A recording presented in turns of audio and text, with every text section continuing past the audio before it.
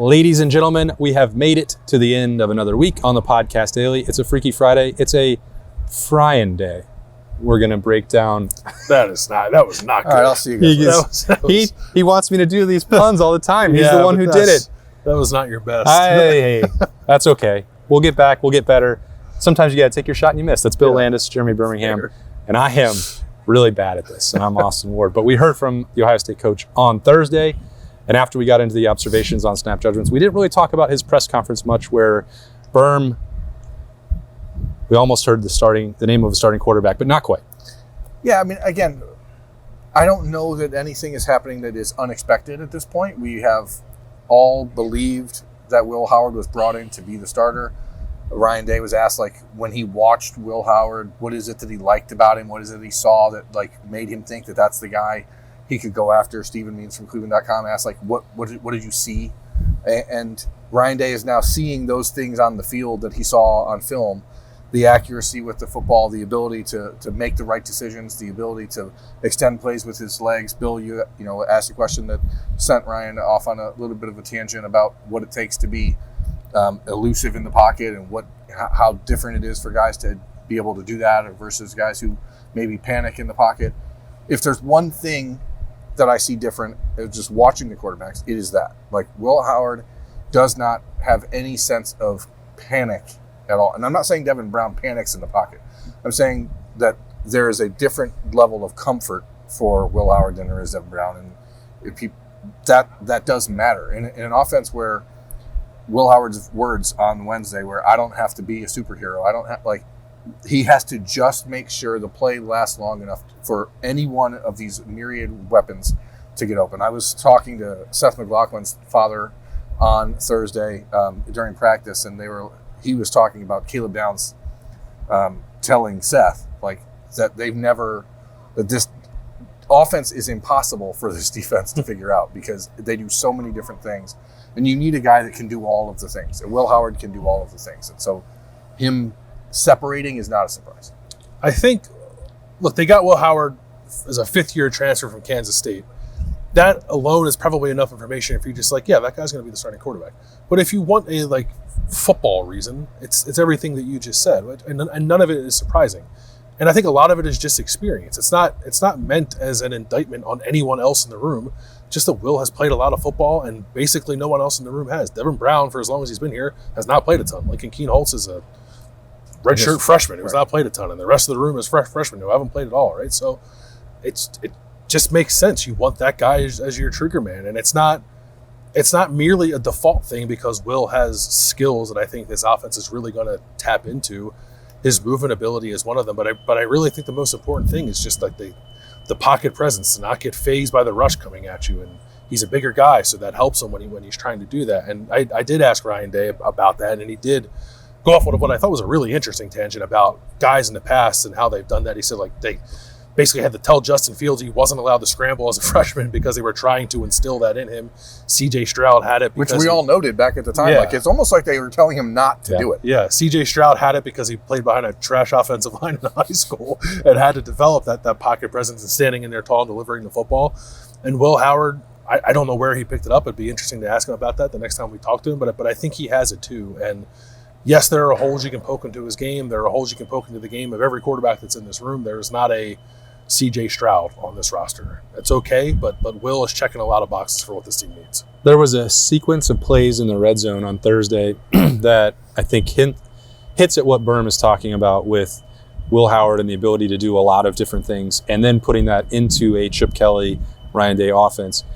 One was a zone RPO play action where Will Howard pulls the ball.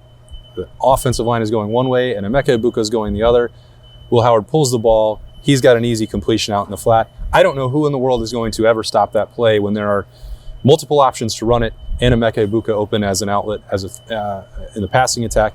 And then after that, Will Howard keeping the football to punch in a touchdown. It was thud tempo. Someone maybe could have taken him to the ground. I don't think they would have. It seemed like a pretty not from 3 yards out. Seemed like a pretty easy way for Ohio State to cap off a drive with a rushing touchdown on the ground.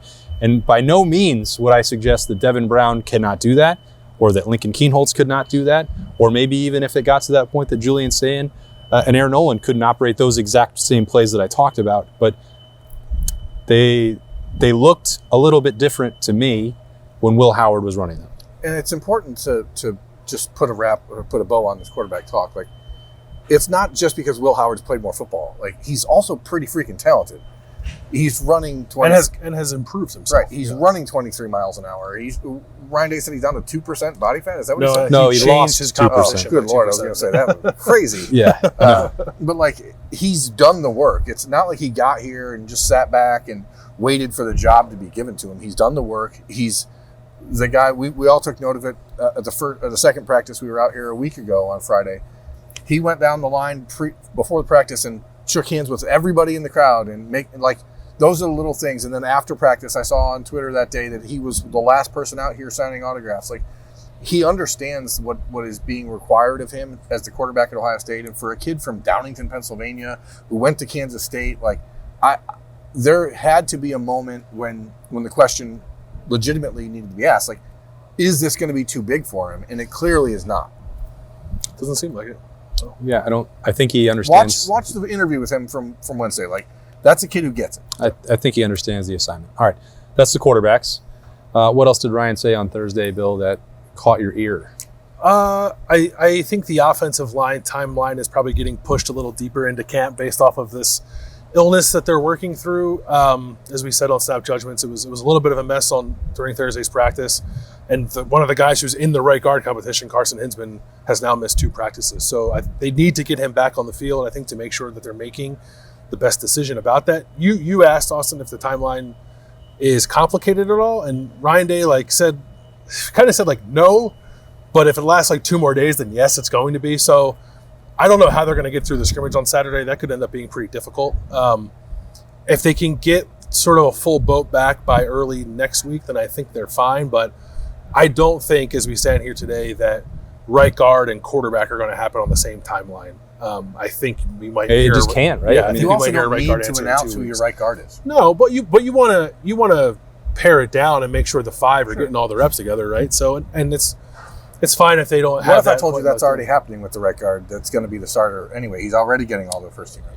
With Tegra, yeah, that certainly could be the case. So to me, it seems like they're saying, Carson, we want to give you an opportunity here, but I think the longer he misses, the more obvious it seems like that Tegra is going to be the guy. And if Carson Hinsman wants to push for that right guard spot, it's going to have to happen in the season.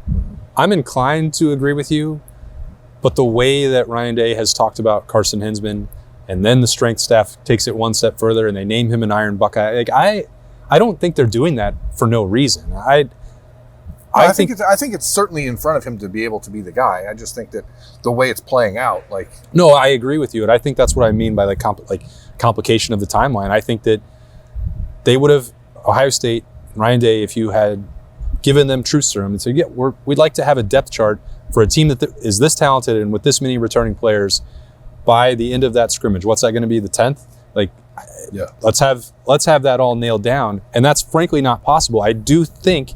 And I don't know, how much would that rotation at right guard, where we saw Tegra constantly traveling with Josh Fryer, would that have absolutely been the case for all 4 of those practices if Carson Hinsman had been available? Day 1 specifically, he just wasn't out there. On day 7, he wasn't out there either. I kind of believe that he would have been given a much more legitimate 50-50 shot at that job, which is why I think it may go into a second scrimmage or a jersey scrimmage or whatever else. Yeah, and again, as I said, I think the luxury is it's right guard. Yeah, I get it. You don't need to announce it. You can just show up against Akron. And I'm not saying it's a problem for them. I think that they probably would have wanted to do that. 100%. I mean, I'm saying it's affording them a little bit of a break to say, okay, well, we don't need to do this. Sure. But you're also heading into this weekend. I mean, you have Luke Montgomery still in that conversation as well, who's now, as we talked about, I think Luke maybe playing some center is actually a real thing. I think that he would, from speaking to people about that opportunity for him on Thursday, I think that there's a world where Luke asks, if I'm not the starting right guard, I need to know, am I the backup center? Am I the backup guard? Am I the backup tackle? So, I think you need clarity for all these guys, but those 2 specifically, it's almost impossible to get right now. So you either have to lean into the guy that's able to be here and playing, or you say, okay, this is wide open for another 3 weeks. Yeah, and that would be a little more problematic, I think, if Tager were out here and not looking very good. But I think he's been pretty solid. It was hard. They did do inside run on Thursday, but they did it in an area that was kind of hard to see what was happening. So I don't know how he would have graded in that. But I guess I would say that it's easy to see when an offensive line is really struggling, and that's not happening either. So it could be that. Maybe it's no big deal at all because it's like Tager is progressing toward being the starter. But I think in an ideal world, they'd have a little more competition there than they have right now. And Luke has been playing a lot of center. I think he probably played the most guard we saw him play on Thursday. So he's probably still in that. Which makes sense. I think they had to, yeah. I'm not sure they had any real options, especially as that practice got later on. Personnel-wise, there wasn't really much else that Ryan Day talked about specifically on Thursday. Safety depth he talked about. Safety depth and the what we're seeing out of Malik Hartford and what we're seeing, like, that's getting better. I don't know that I thought interesting conversation about the helmets and how they're going to be communicating during the game. Like, I guess I didn't realize or think that, hey, it shuts off at 15 seconds. And that's how they do it in the NFL. I mean, it makes sense. I mean, it seems like Ryan Day and other coaches that I've talked to don't seem to really think it's going to make that big of a difference. But if you huddle, I think it's nice. But it seems like that's the part I think that Ryan Day is trying to figure out is, like, he has taken, I don't know, such pains, such lengths, gone to such lengths to, like, make sideline checks in the last 15 seconds. And that's the part that Ohio State's going to have to let go. Like that, I don't think you want to live in a world where you're like, okay, you were worried about maybe somebody stealing signals or all teams being able to do that. And now you have worked around that. You have headset communication just the same way they do in the NFL. Would you want to call in a play on the headset and then have everyone look to the sideline in the last 10 seconds and then send in the hand signals again? Like, I think that's just a habit that they're trying to break. Which I think could be good for them. Ryan Day very much likes to hold the pen last.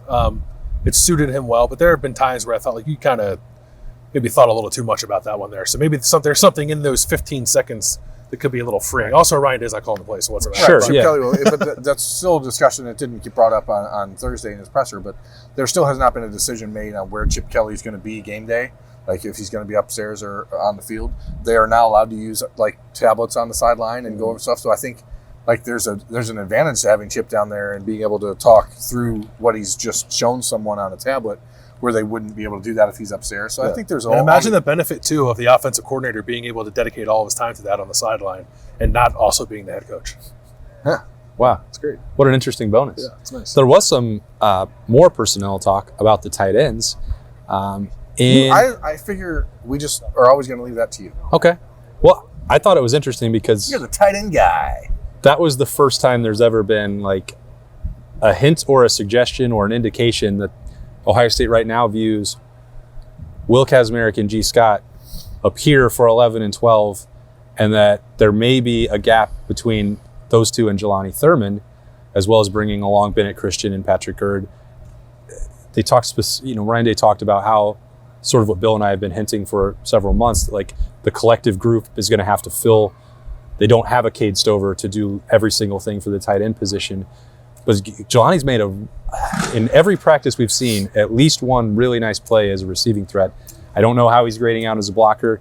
I know that that's important for Keenan Bailey and Ryan Day and Chip Kelly and Justin Fry and everybody else involved. Like, that's what that tight end group has to do. But that did seem like the most clear challenge to Jelani Thurman to put himself into that top three group that maybe I've heard. Yeah, so what Ryan Day has talked, no talent issues is like a thing this offseason. But it's also, to what Austin said on Thursday, Ryan Day is not saying something like that on accident. Yeah, no, 100%. So he's calling Jelani Thurman He's out challenging there. him. Yeah. I think they want to see him be, I don't even know what the right word for it is, like better take what he's learning in meetings to the field and have more consistency, I think, with a lot of the little things of a position that is very difficult to play.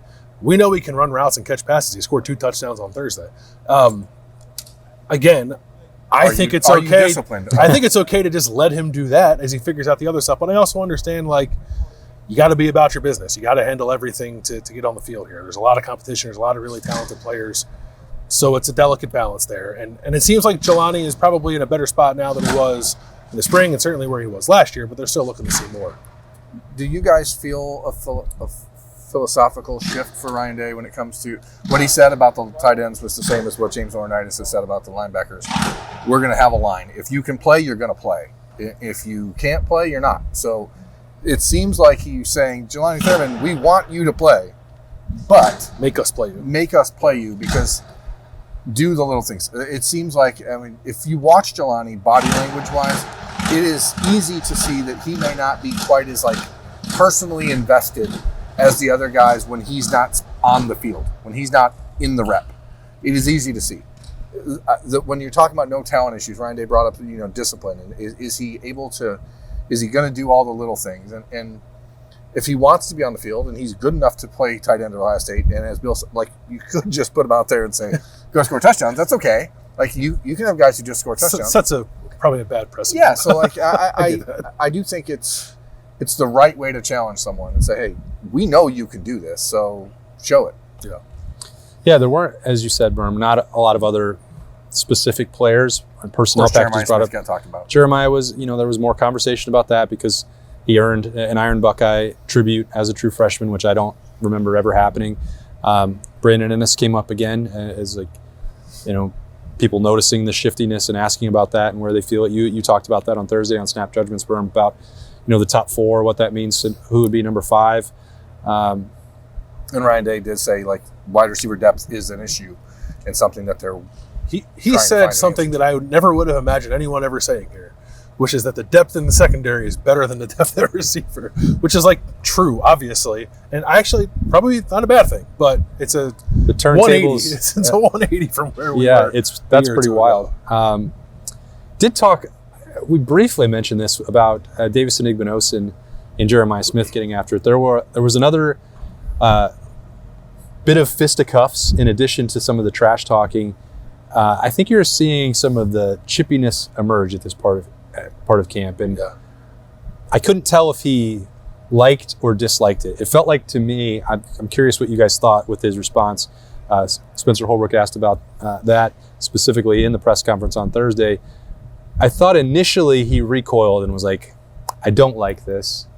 And then maybe there were parts of it that he did and parts that he didn't. That's maybe a better way of putting it. I think he doesn't mind things in practice that don't spill over to things that would be penalties in games. And I don't know that we saw any of that. Maybe a little bit of pushing and shoving that perhaps would have crossed the line in the eyes of an official, but like people weren't throwing punches, people weren't running off the sideline. A lot of it was just like guys kind of jawing at each other. One was actually very funny. Deontay Armstrong and who's number 62 on the defensive line? That's Prater. Bryce Prater. Bryce Prater, yeah. So they get into it. It's Deontay Armstrong and Bryce Prater shoving each other, and then the first guy in is Devontae Armstrong. So it's the two twins, like a handicap match. It was the Armstrong twins versus Bryce Prater. It was pretty funny. I liked it. Ryan Day brought up specifically, like, just don't hit somebody and break your hand. So it felt like he's got a little bit of a trigger there. But I think that as a lot of coaches are, you get to this point in camp and like, man, I wish we could play someone else. Yeah. I wish there was another team we could be practicing against here. That's why in the NFL, you see a ton of fights in the NFL preseason camps because you spend a week or two just hitting each other, and then all of a sudden you can hit someone else. And I think these guys would like to hit someone else. Yeah, they're going to have to wait, and they're going to hit each other again. Did RJ just have a brace on again? He didn't have Okay. You got the sales football injury update for us? I thought he saw maybe out of the corner of my eye. Well, they will, as I was saying, I don't know anything about RJ Day's injury status, but I do know that Ohio State will be hitting each other in a scrimmage in the Horseshoe on Saturday. So will there be fisticuffs? I don't know. We don't get to watch it. We're going to be trying to hear and learn as much as we can, but expecting next week to be a pretty big one in terms of more personnel conversation as on the depth chart, which there are not a lot of mysteries on there, but maybe the quarterback job becomes definitive. I don't know. We'll see. The next time we're scheduled to hear from Ohio State will be on Thursday of next week after we hear from them on Friday, which is later today. So I don't know who we talking the wide receivers. I think it's receivers and corners. And defensive backs. Okay. Or is it all? Yeah, I think it's all the DBs. All right, it's so going that'll to be a lot of people. dudes. All right, so that'll be some secondary talk, some trash talk. That'll be on Snap Judgments later today, a Freaky Friday. That's Bill Landis and Jeremy Birmingham. I'm Austin Ward. We'll talk to you later.